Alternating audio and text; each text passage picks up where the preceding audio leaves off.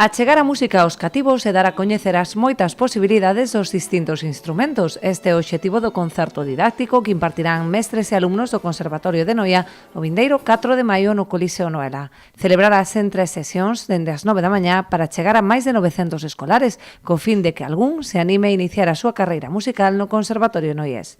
O concerto é un concerto didáctico basado no concerto didáctico de Britten que fixo sobre un tema de Purcell. Está adaptado por o profesor de banda, Moncho López, para os instrumentos que damos aquí no Conservatorio, de vento e madeira, vento metal, orquesta e a parte piano e guitarra, que son as especialidades que temos no Conservatorio. A finalidade é que os alumnos que poden comezar no Conservatorio, que antes de inscribirse, que coñezan as especialidades e que coñezan os instrumentos.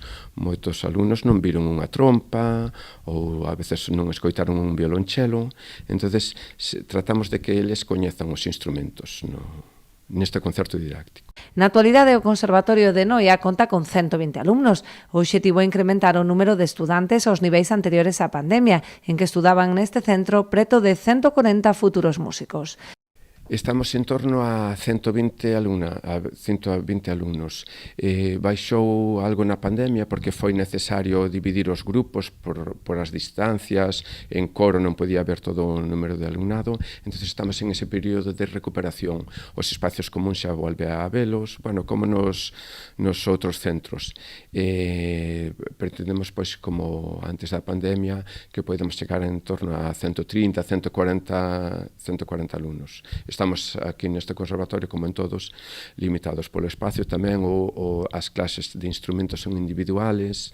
Entonces, nos conservatorios municipales dependemos do espazo, do número de profesores, do orzamento.